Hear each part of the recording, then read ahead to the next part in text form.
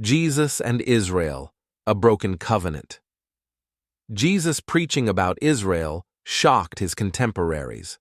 While the Torah stated, "I will establish my covenant between me and you, and your descendants after you throughout their generations, as an everlasting covenant, to be your God and the God of your descendants after you," Jesus declared, A.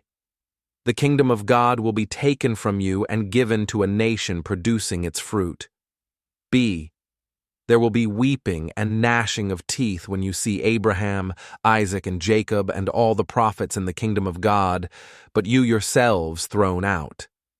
C. And then he will send his angels and gather his chosen ones from the four winds, from the ends of the earth to the ends of heaven.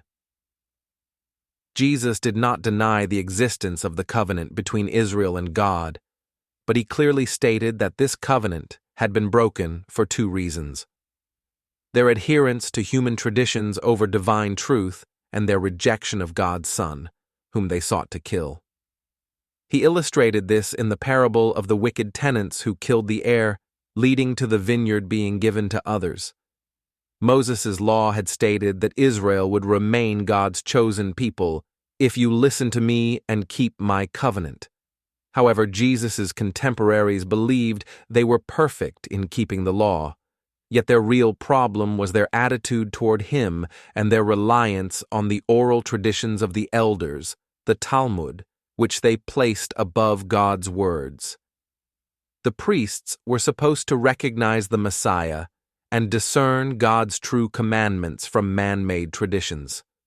Jesus' teachings, emphasizing love and acceptance of all people, regardless of race or nationality, contradicted traditional Jewish exclusivity.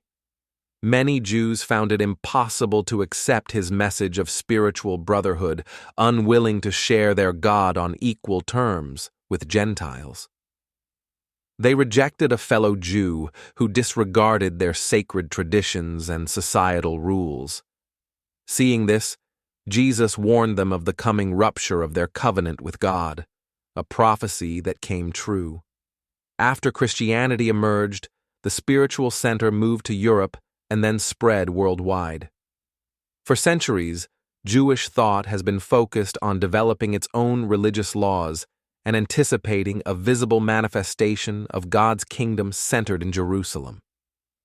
Shortly before his execution, Jesus pronounced judgment on official Judaism with these words, "Jerusalem, Jerusalem, you who kill the prophets and stone those sent to you.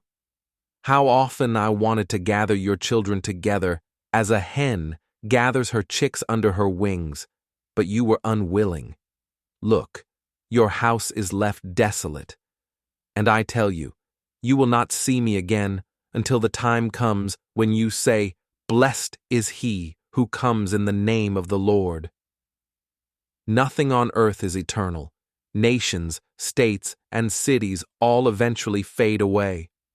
One day, there will be a last Abraham, the final representative of the people of Israel. By then, nationality will no longer matter, and all will be God's children in spirit.